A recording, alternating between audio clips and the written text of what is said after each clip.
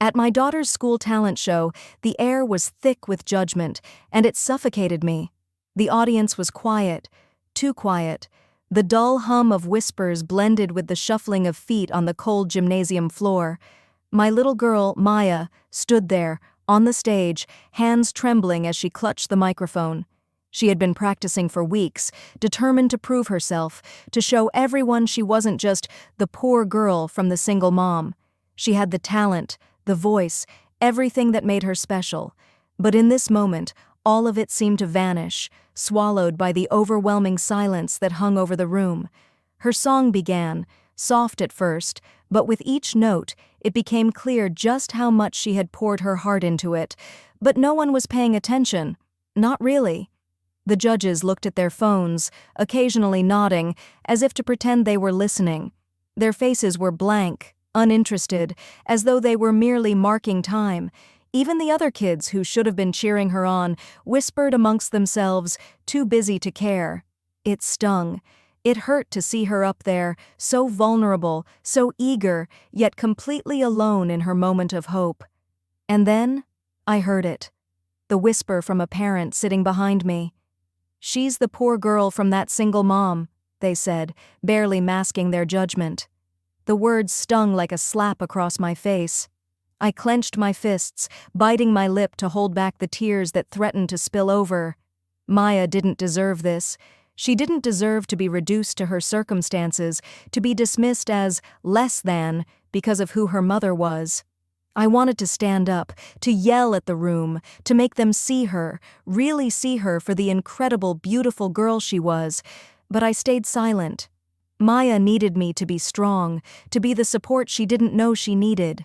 She was giving her all, and I couldn't let my emotions overpower her moment. But my heart ached.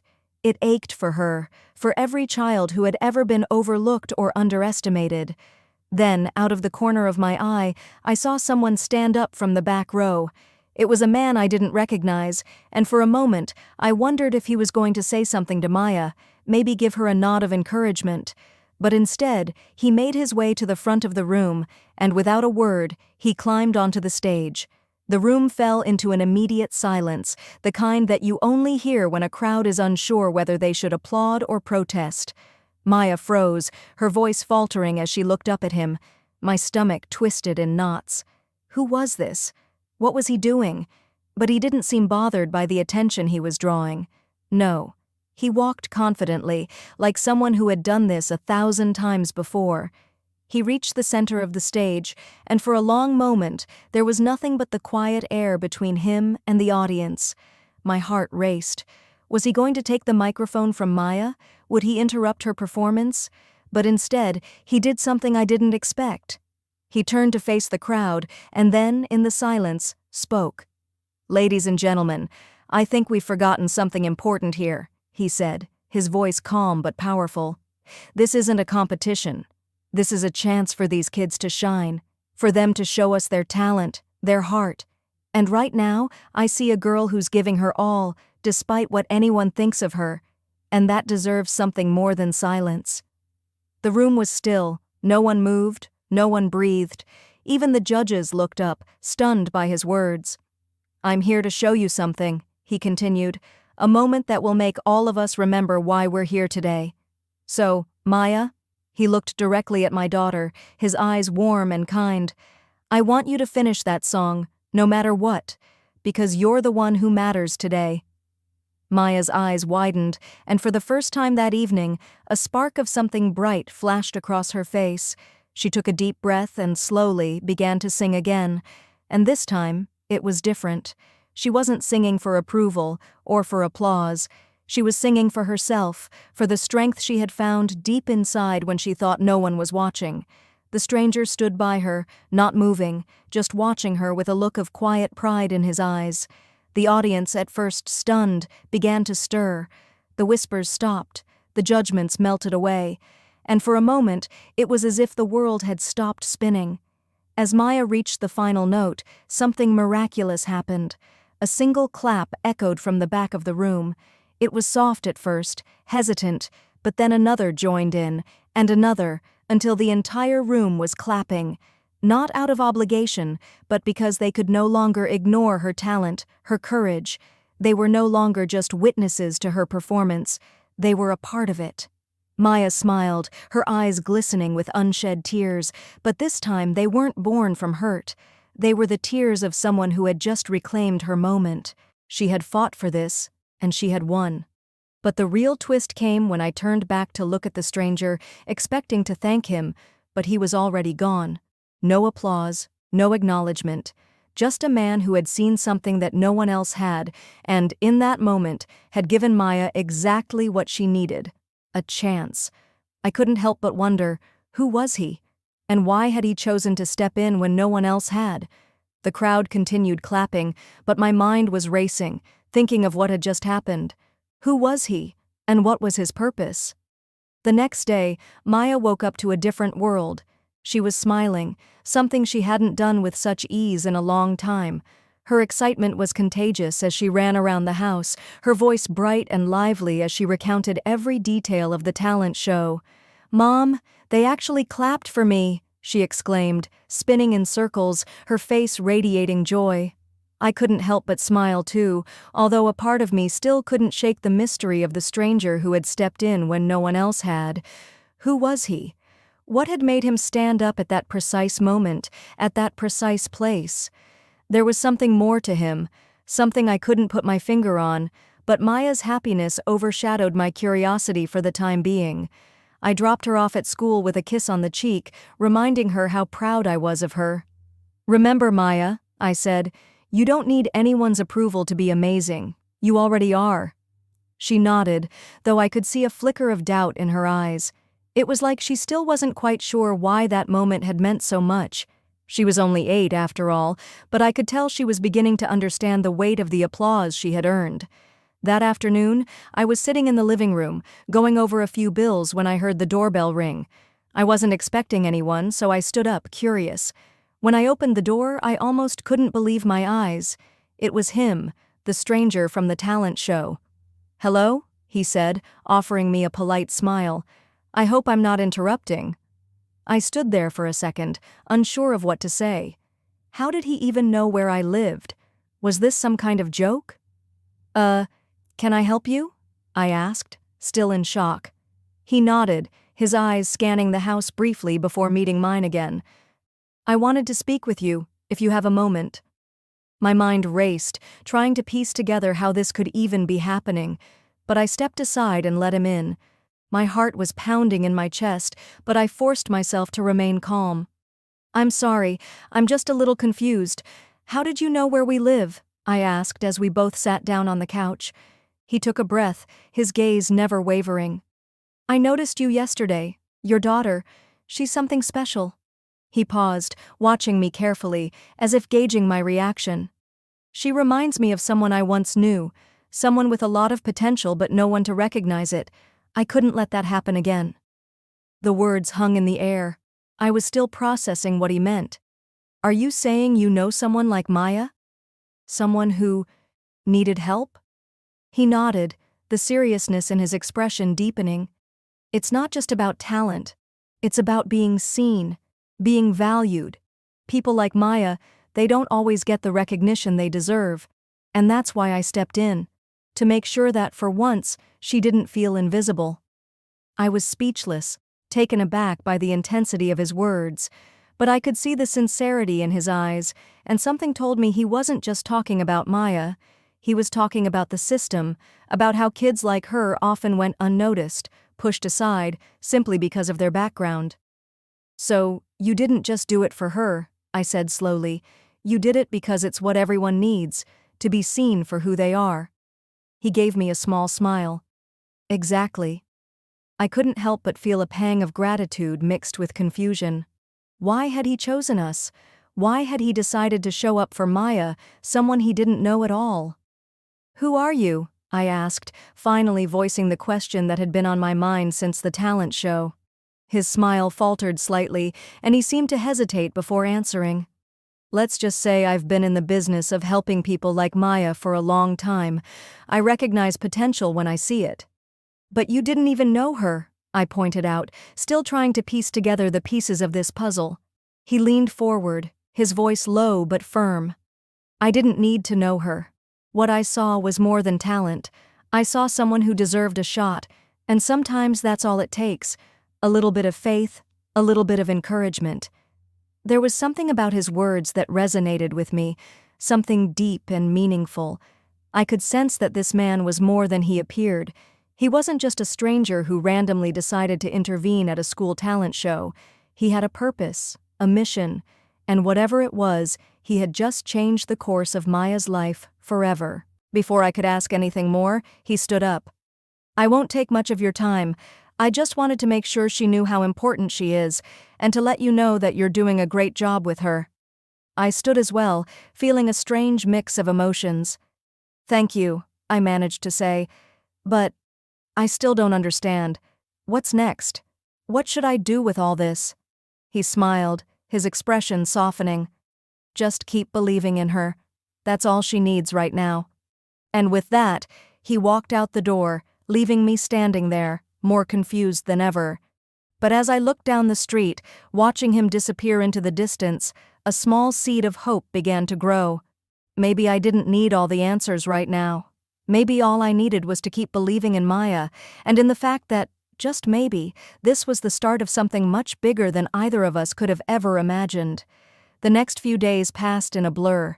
Maya's confidence had skyrocketed, and it was evident in everything she did. She walked into school like she owned the place, her head held high, her shoulders straight. The other kids seemed to notice too. They were kinder, more respectful, even starting to include her in their conversations. It was like something had shifted in the atmosphere, and I couldn't help but feel a strange sense of relief. But despite all the positive changes, there was a nagging feeling in the back of my mind. The stranger's visit had left me unsettled, like an unfinished chapter in a book I couldn't put down. I couldn't shake the thought of his words. I've been in the business of helping people like Maya for a long time. Who was he really? What was his true motive for stepping in that day? I spent every free moment trying to figure it out, researching anyone who might fit his description, but there was no trace of him. No one at the school seemed to know him either, and when I asked a few teachers, they just shrugged, saying they had never seen him before. It was like he had come from nowhere, made a huge impact, and then vanished without a trace. And yet, the more I thought about it, the more I realized that maybe I was looking at this the wrong way. Maybe he didn't want anything in return. Maybe he simply wanted to make a difference. One small act of kindness, one unexpected moment of encouragement for a girl who had been overlooked for far too long. I wasn't sure if I was ready to accept that, though. I needed more. I needed answers. Why Maya? Why now? There had to be more to this story, and I was determined to find out. One evening, after dinner, Maya and I were sitting on the couch together. She was reading a book, her legs tucked underneath her, and I was flipping through some old paperwork when my phone buzzed. It was a message from an unknown number. "Hello, I hope you're doing well. It's stranger's name. I've been thinking about your daughter a lot lately. I want to meet with you." I froze. My heart skipped a beat. It was him, the stranger. He had reached out. The message was simple, but it felt loaded with meaning. Why did he want to meet again? What more could he possibly have to say? I stared at the message for a few moments, contemplating whether or not to respond. My gut told me that whatever he had to say next would be important, but at the same time, I couldn't shake the unease that had settled in my chest. Still, I knew I had to hear him out. For Maya's sake. I typed back a quick response. "When and where?" He replied almost instantly, "Tomorrow, 3 p.m. I'll be at the cafe on Oak Street. It's quiet, a good place to talk." I felt a mix of anticipation and anxiety. Tomorrow I would finally get the answers I had been seeking. What did he want? And what kind of impact would his next words have on us? The next day, as I drove Maya to school, I couldn't stop thinking about the meeting. I didn't tell her about it. She was too young to understand the complexities of this situation, but I could sense that there was something on my mind that I wasn't sharing with her. She asked me if I was okay, noticing the furrow in my brow. "I'm just thinking about some things, sweetie," I said, trying to smile and reassure her. "Everything's fine." But everything wasn't fine. I had no idea what was coming next. I arrived at the cafe a few minutes early, my nerves getting the best of me. The place was quiet, just as he had described. I took a seat by the window and waited, my fingers tapping nervously against the table. I didn't know what to expect, but I was bracing myself for something big. The bell above the door jingled, and I looked up to see him walk in. He was dressed casually, but there was something about the way he carried himself that made him stand out.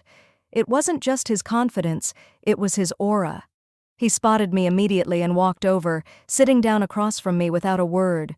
There was no handshake, no pleasantries, just a silent acknowledgement that this conversation was long overdue. I studied his face for a moment, trying to read him, but there was nothing there. No sign of who he truly was, no clue about why he had chosen to help us. He leaned forward slightly, his eyes locking onto mine. "I know you're wondering why I'm here," he began, his voice steady. "And I'll be honest with you. I've been in the background, watching for a long time. Your daughter has potential, but there's more to this story than you realize, more than you've been told." My heart skipped again. "What do you mean?" I asked, my voice barely above a whisper. He paused, as if considering whether or not he should reveal what was on his mind. "Maya's talent, it's no accident. She's been marked for something bigger, something I can't fully explain yet, but I'm here to guide her, to help her see that she's capable of more than she could ever imagine, and to make sure she doesn't fall into the same traps that many others like her do." His words sent a chill down my spine. I had no idea what he was talking about, but it felt like the world around me was starting to shift. "Why are you telling me this?" I asked, my voice trembling now. "Why me? Why Maya?" He looked at me, his expression unreadable. "Because she has a choice to make. And so do you. I can show you a path, but only if you're willing to take it." I sat there, frozen, trying to absorb what he was saying. The world around me felt like it was slipping into a new dimension.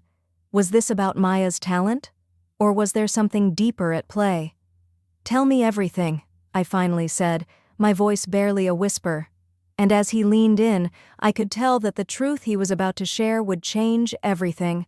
He didn't waste any time, leaning in closer as if to ensure that no one else could overhear what he was about to say. His eyes locked onto mine, piercing and intense. "Maya's talent isn't just a gift," he began slowly, his voice almost a whisper. "It's a key to something much bigger than anything you've ever imagined." I blinked, trying to make sense of his words. "A key? To what?" His lips curled into a faint smile, but it wasn't reassuring. It was as though he was holding back a truth so enormous that he wasn't sure if I could handle it. "You've heard of opportunities, haven't you? Everyone talks about them. But not all opportunities are equal. Some of them choose you." I felt a cold shiver run down my spine. This was getting too cryptic, too strange for comfort. My mind raced, trying to make sense of what he was saying. "I don't understand," I finally admitted. He sighed, sitting back in his chair, as though he were weighing whether to continue. Then, after a pause that stretched a little too long, he spoke again. "Maya's talent isn't just about dancing or singing. It's something deeper, something connected to a larger network of individuals, a world most people aren't even aware exists. I've been watching her for a while now, and I've seen the signs. She's been chosen for something." I could feel my heartbeat quicken. Chosen for what? My voice was barely above a whisper, the weight of his words pressing heavily on my chest. He hesitated again, clearly struggling with how much to reveal. "I can't tell you everything, not yet, but I can tell you this. There are people out there who know what she's capable of, and they've been waiting for someone like her. She has a purpose, and it's bigger than just getting attention at a talent show. It's much, much bigger." I sat there, in stunned silence, trying to digest the implications of what he was saying. Could it be possible? Was this man just another deluded stranger, or was he actually telling the truth? "Why are you telling me all this?" I finally managed to ask, my voice shaky. "What do you want from me? From Maya?" He leaned forward again, his gaze unwavering. "I don't want anything from you. I've done my part. What I want is for you to understand that you and Maya are at a crossroads. This is the moment that will decide everything. I can't make the choice for her, but I can help guide her. I can give her the tools to unlock the potential that lies dormant inside her, but she has to want it. You have to help her want it. I felt a lump form in my throat. What was he asking me to do? I had always tried to do what was best for Maya, but this was something else, something I wasn't sure I was prepared for. "Does Maya know any of this?" I asked, my voice barely above a whisper. He shook his head slowly. "Number. And she shouldn't. Not yet. She's too young to understand the full weight of what's at stake, but you," he paused, his eyes locking with mine, "you need to prepare yourself. There will come a time when you'll need to make a decision, and it won't be easy. But whatever you do, don't let her fall into the cracks. Don't let her become just another talent that fades away unnoticed." I swallowed hard, trying to hold back the tears that were threatening to spill over. My mind was spinning with everything he had just said. Maya was special, I knew that. But this was something beyond what I had ever imagined, something far greater than I could have anticipated. "Who are these people you're talking about?" I asked, almost in a daze. "Who are they, and why are they watching Maya?" He looked at me with a knowing expression. "They are the ones who run the world behind the scenes, the ones who recognize talent before anyone else does. They don't just want performers, they want change-makers, people who will shape the future. And Maya," he trailed off, letting the words hang in the air, "she has the power to do that, but it's not going to be easy. She'll face challenges that will push her to her limits. She'll have to decide who she is and whether she wants to embrace the path that lies ahead." I couldn't breathe. The weight of what he was saying was too much to process all at once. "And what do you want from me? You said you could help, but what does that mean? What exactly are you offering us?" He stood up slowly, as though the conversation had come to its natural conclusion. "I'm offering you the opportunity to take control of Maya's future, to give her a chance at something far greater than the life most people are stuck in. I'm offering you the chance to make sure she doesn't get lost in the system. You and Maya are part of something bigger than you realize, but you need to be ready. Are you?" His question lingered in the air, and for the first time, I realized how much was at stake. It wasn't just Maya's future that was on the line, it was mine as well. Could I really accept this new reality? Could I really believe that Maya was destined for something greater than anything I had ever imagined for her? "I need time to think," I said, the words slipping out before I could stop them. "This is a lot to take in." He nodded, as if he expected this.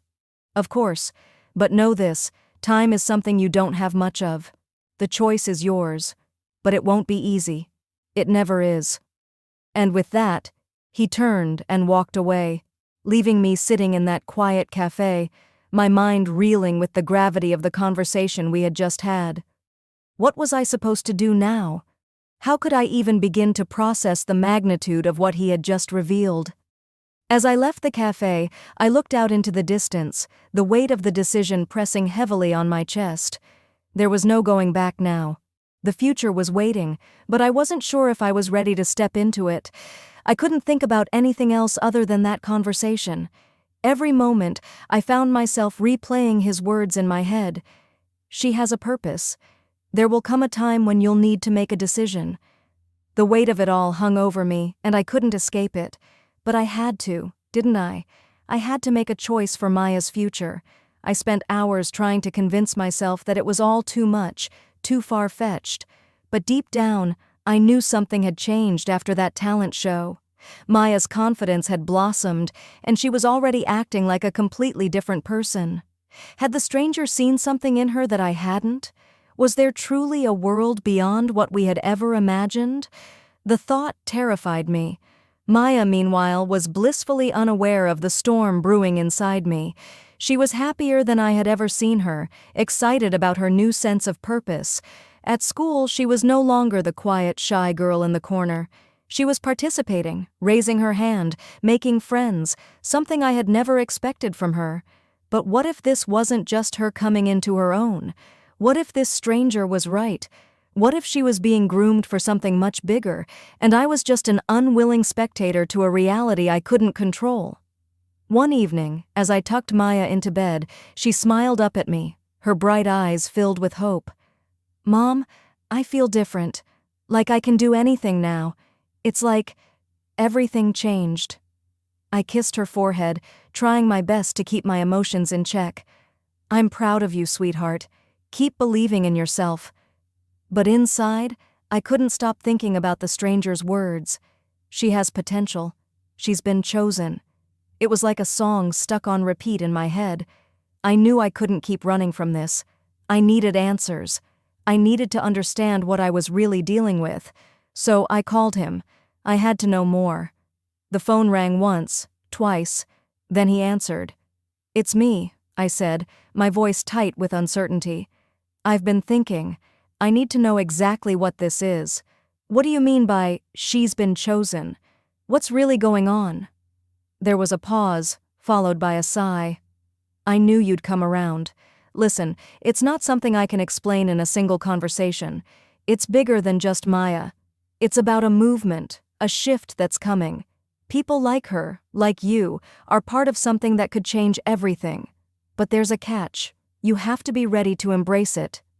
I closed my eyes, my mind racing. Embrace what exactly? "You keep talking about Maya's future, but I need to know what she's stepping into. I need to know why now." "Because the world is changing," he replied, his voice lowering to a near whisper. "And the people who can shape that change are the ones who are awake to it. There are forces at play, people who want to control what happens next. But Maya's different. She has the ability to disrupt that control, and that's why she's a target." I felt a chill run through me. "A target? You mean people are trying to use her?" "Not just use her," he answered quietly. "They'll want to control her, mold her into something she isn't. That's where you come in." I swallowed, the weight of his words sinking deeper. "What do you want me to do?" "I want you to protect her. And when the time comes, I want you to help her make the right decision. The decision that could change everything." The conversation ended abruptly, leaving me with more questions than answers. The pieces of the puzzle were starting to fall into place, but they didn't make any sense. Protect her from what? And who were these people who wanted to control her? I couldn't shake the feeling that this was bigger than I was prepared for. I spent the rest of the night searching for any clue that could explain what the stranger had said. But there was nothing. No trace of any organization or movement connected to Maya's potential or the forces he spoke of. It was like trying to grasp smoke.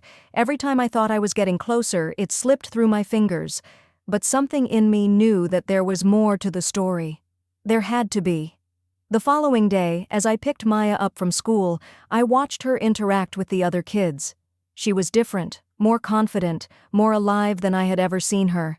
But even as I marveled at the transformation, I couldn't shake the feeling that something was waiting for her, something I wasn't fully prepared for. Later that evening, as we sat down for dinner, Maya spoke excitedly about a new opportunity at school. "Mom, I got invited to a special workshop. It's for kids with extraordinary talent. That's what they told me. I think I'm going to learn something amazing." My heart skipped a beat. "A workshop? What kind of workshop?" "I don't know yet," she replied, her eyes wide with excitement. "They said they'll tell us more soon. It's like a secret club. Doesn't that sound cool?" I smiled, trying to mask my growing unease. "It sounds great, honey. But you be careful, okay? Don't let anyone take advantage of you." Her smile faltered slightly, but then she nodded, as if she understood, though I could tell she didn't. Maya didn't see what I saw. She didn't understand the full weight of what was at stake. She was just a girl with a dream that could either be realized or manipulated. The next morning, as I drove Maya to the workshop, I couldn't shake the feeling that something was about to happen. Something I wasn't ready for. As we pulled into the parking lot, I noticed a black car parked near the entrance. It looked out of place, almost too polished for the suburban area. A man in a suit stood by the door, watching us intently. My instincts screamed at me, and I immediately felt uneasy. I didn't say anything to Maya, but I couldn't stop staring at the man. He didn't seem like the kind of person you'd expect at a school event. And as Maya bounced out of the car, excited for her new opportunity, as I sat there in the car watching Maya walk toward the entrance of the building, the uneasy feeling in my chest grew stronger. My fingers gripped the steering wheel, and my thoughts raced. Who was that man? Why did he seem so out of place? It didn't make sense. This was just a workshop, a chance for Maya to learn something new. But why did everything about it feel so wrong? I took a deep breath, trying to calm myself. Don't overreact. This is just your imagination running wild, I told myself. But even as I tried to reassure myself, my gut told me I was right to be suspicious. Maya turned to wave at me before entering the building, her smile as bright as ever. I waved back, forcing a smile, but inside, I couldn't stop worrying. I had to know what was going on. I waited for a few minutes before I decided to follow her, keeping a safe distance. I didn't want to make it obvious that I was watching, but I needed to see for myself what this was about. As I walked toward the building, I saw the man in the suit again, still standing by the door, his eyes scanning the crowd. He wasn't looking at anyone in particular, but something about the way he held himself, like he was waiting for something, sent a chill through me. I hesitated, then made my way to the door, pretending to be just another parent picking up their child. I pushed open the door just enough to slip inside quietly, hoping no one would notice me. The building smelled of freshly brewed coffee and polished floors, but the atmosphere felt strangely cold, sterile even, as if this wasn't a place meant for children. I crept down the hallway, staying close to the walls. The voices of children could be heard in the distance, but it was hard to make out any specific conversations.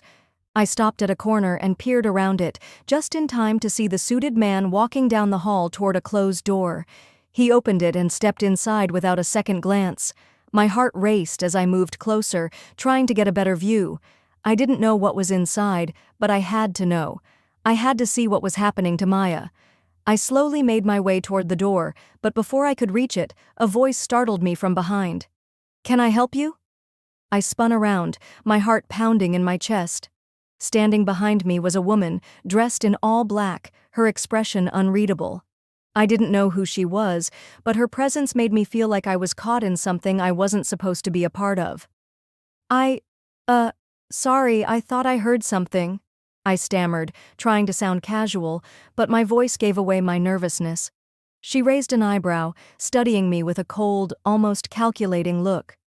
"You should leave," she said in a low, clipped tone. "It's not for you." I swallowed, trying to steady my breath. "I'm just here to pick up my daughter. She's in the workshop." Her eyes narrowed slightly. "Your daughter is inside. She'll be fine. You should go home." The way she said it made it clear that this wasn't just a suggestion. It was a warning. I stood there for a moment, unsure of what to do. My instincts screamed at me to leave, but I couldn't. Not now. Something was happening, and I couldn't just turn around and pretend it didn't matter. But as I opened my mouth to respond, I heard a loud crash from inside the room. The sound of something shattering echoed down the hallway, followed by a tense silence. My heart skipped a beat. I glanced toward the door, my mind racing. What was going on in there? Was it Maya? Without thinking, I bolted for the door, pushing past the woman in black, ignoring her protests. I didn't care about the consequences anymore. I had to see what was happening to my daughter. I yanked the door open, my eyes scanning the room frantically. And then I saw it.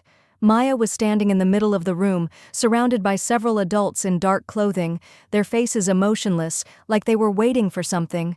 But Maya, my sweet, innocent Maya, was trembling. Her eyes were wide with fear, and she looked lost, like she didn't know what was happening. The suited man from before stood in front of her, his face hard and unreadable. "You've made a mistake," he said, his voice sharp. "We can't let this go on any longer." Maya tried to speak, but no words came out. It was as if she couldn't find her voice. I wanted to run to her, to grab her and pull her out of there, but something held me back. Something in the air felt like it was charging with energy, like if I moved, I would make things worse. The man turned toward the others in the room. "She's not ready, but we don't have a choice now. We need to bring her in, or she'll slip through our fingers."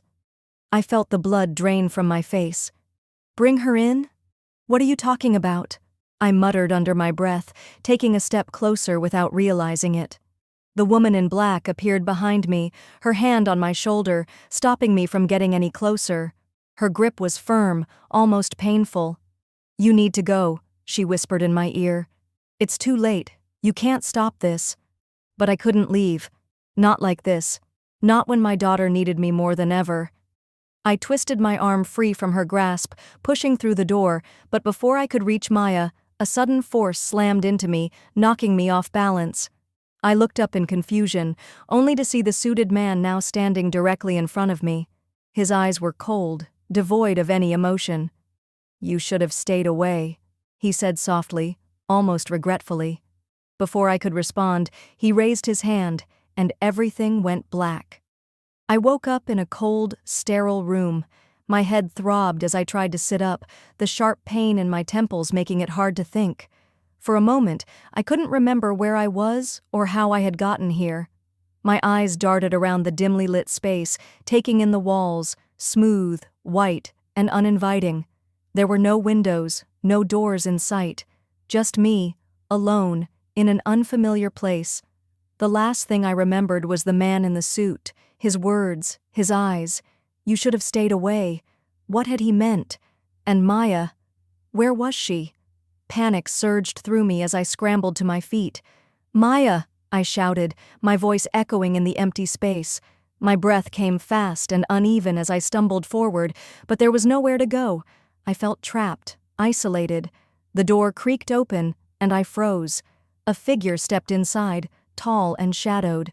My heart skipped a beat, and I felt a wave of nausea hit me. Was this it? Was this the end of whatever was happening? But as the figure stepped closer, I realized it wasn't the suited man. It was the woman in black, the one who had tried to stop me earlier. She was calm, too calm, as if she had all the time in the world. She stood silently, her gaze steady, and for the first time, I noticed a hint of something that almost resembled sympathy, on her face. Where is she? I demanded, my voice shaking. What have you done to Maya? The woman didn't respond immediately. She simply observed me, her expression unreadable. After a long pause, she spoke. Your daughter is safe. For now. I exhaled, relief flooding through me. But it didn't last. For now? I repeated, my voice rising.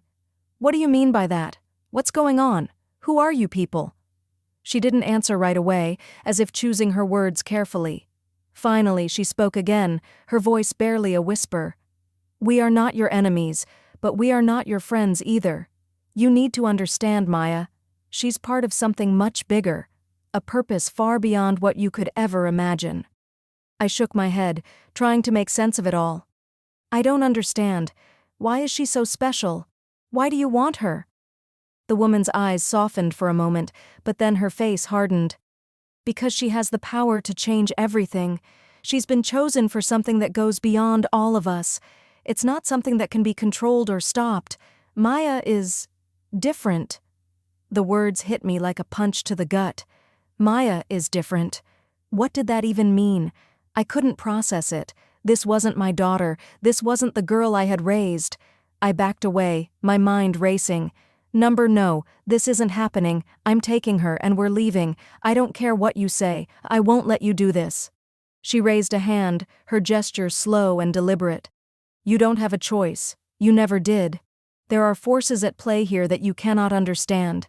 This is bigger than you, bigger than your love for her. We've already taken the first step. There's no turning back. Her words, cold and final, sent a shiver down my spine. No turning back. I opened my mouth to argue, to scream, to demand answers. But before I could say anything, the door behind the woman opened once again. The suited man entered, his expression even colder than before. You shouldn't be here, he said simply, his voice like ice. You've already interfered more than you should have. I felt a wave of helplessness crash over me. Interfered? Wasn't I just trying to protect my daughter? Where is she? I asked again, my voice barely a whisper now, my throat tight with emotion. The man's eyes flickered, but he didn't answer immediately. Instead, he motioned to the woman in black, who stepped aside, allowing me to see behind her. Through the doorway, I could see Maya. She was standing in the center of the room, surrounded by a group of people in dark suits. Their faces were all impassive, as if they were watching a spectacle they had no interest in. Maya didn't seem to notice me at first. She was standing tall, her posture different, more confident than I had ever seen her. There was something in her eyes, something cold, something distant. It didn't look like my daughter anymore. She was someone else. I took a step forward, unable to keep the tears from streaming down my face. "Maya, baby, it's me. It's your mom. Please talk to me." Maya's head snapped in my direction, her eyes locking with mine. For a moment, there was recognition. I saw her blink, her lips trembling as if she was about to speak. But then her face went blank again, and she turned away from me. The suited man stepped forward, placing a hand on my shoulder to stop me from going any further. "She's no longer the same. What she was, that part of her is gone." I shook my head in disbelief. "No, you can't do this to her. She's my daughter. She's just a little girl." The woman in black spoke again, her voice softer this time, almost as if she were trying to reason with me. "What Maya has become is inevitable. She has a purpose in this world, a purpose that you cannot control, and frankly, you never could." I wanted to scream. I wanted to fight, to tear this place apart and take Maya back. But the truth was, I didn't know what I was up against. I didn't know who these people were, or what they wanted with her. All I knew was that they had taken my daughter, and I didn't know how to get her back. The suited man leaned in closer, his voice lowering to a near whisper. "You can't protect her from this, but you can help guide her. That is the only choice left." I felt my knees buckle beneath me. My whole body was shaking, and I couldn't breathe. It felt like everything I had worked for, everything I had sacrificed to keep Maya safe, was slipping away in front of me. I was losing her, and I had no idea how to stop it. The cold, sterile room I had been trapped in was replaced by another, a different one, but still just as impersonal. Time seemed to stretch on forever, and every moment felt like an eternity. I couldn't stop thinking about Maya, about what had happened to her, what they had done to her. They hadn't let me see her again, not since that moment in the room where her eyes had looked at me, full of confusion and something else, something cold, distant. I didn't know what had happened to the little girl I had raised, the one with the smile that could light up a room, the one who hugged me every night before bed. But the people in black, the ones who had been watching her, they had taken her from me. They had twisted something inside of her, something that wasn't supposed to be touched. I spent hours pacing the small space they kept me in, trying to come up with a plan, trying to figure out how to get to Maya, to get her back. But it wasn't just about getting her out of this building, this place. It was about undoing whatever had been done to her, about bringing her back to me. Then, one night, as I sat against the cold concrete wall, exhausted and at my wits' end, the door to my room opened. I didn't know what to expect, but I certainly wasn't prepared for what happened next. The woman in black entered, her eyes meeting mine for the first time in what felt like weeks. She was silent for a moment, studying me as if deciding whether or not to speak. Finally, she spoke, her voice as cold as ever, but there was something else there, something I couldn't quite place. "It's time," she said. My heart skipped a beat. "Time for what?" She didn't answer immediately. Instead, she stepped aside, revealing Maya standing behind her. My breath caught in my throat. There she was, my daughter. She looked the same, but not the same. Her face was calm, almost emotionless, her eyes dull and vacant. She wasn't the little girl I knew. She was a stranger. "Maya?" I whispered, my voice shaking. She didn't respond. She just stood there, as if waiting for something, her gaze fixed on something far beyond me. It was like she wasn't even aware I was standing in front of her. The woman in black stepped forward, her hand lightly resting on Maya's shoulder. "She's ready," she said softly. "Ready for what she was meant to do." "Meant to do?" I repeated, my heart sinking. "What are you talking about? She's my daughter. She's just a child. She shouldn't be part of whatever this is." The woman didn't flinch at my words. "You don't understand," she replied. "Maya's power is beyond your comprehension. You've tried to protect her, but you can't shield her from what she is, from what she was born to be." I took a step forward, desperate. "Please," I pleaded, "please take me to her. She's not ready for this. She's not ready to be whatever you're turning her into." For a brief moment, I saw a flicker of something in the woman's eyes, something that almost resembled regret, but it was gone before I could make sense of it. "Let her be what she's meant to be," the woman said, her voice tinged with finality. "This is not something you can stop. She's already too far gone." "No," I cried, my voice breaking. "I won't let you take her from me." The woman sighed, a long, drawn-out breath. "You never had control over her. You should have known that. She is different, and this is the only way." She motioned for Maya to step forward, and as she did, I saw a flicker of recognition in my daughter's eyes, a brief, fleeting moment. She stopped just short of me, her gaze softening for the briefest of seconds before it was replaced with that same distant look. "Maya," I whispered again, my voice trembling. "Please don't do this. Please remember who you are. You're my daughter. You don't have to do this." For a moment it looked like she might say something. Her lips parted, but no words came out. She just stared at me, unblinking, unfeeling. And then, to my shock, she took a step back. Her face hardened, her eyes cold again. She turned to the woman in black and nodded. The woman smiled, a small, almost imperceptible smile. "She understands." Maya's gaze shifted toward me, and for the first time in what felt like forever, there was a hint of something human in her eyes. A brief flicker of recognition. A brief flicker of love. But it was gone just as quickly. She turned away, and with that one final movement, my heart shattered. "I'm sorry," the woman whispered, more to herself than to me. "But this is how it must be." And just like that, Maya walked away. The door clicked shut behind her, and I was left standing in the cold, empty room once more. I sank to my knees, my chest tight with grief. The girl I had fought for, the girl I had tried to protect with everything I had, was gone. She was lost to me, to them, and there was nothing I could do to bring her back. But as I sat there, the weight of the silence pressing down on me, I realized something. I couldn't stop fighting. I couldn't give up. I had to find a way to save her, to bring my daughter back from whatever dark place she had been taken to. Because no matter how far gone she seemed, no matter how cold and distant she was, I would always fight for her. And one day, I would get her back. That was a promise.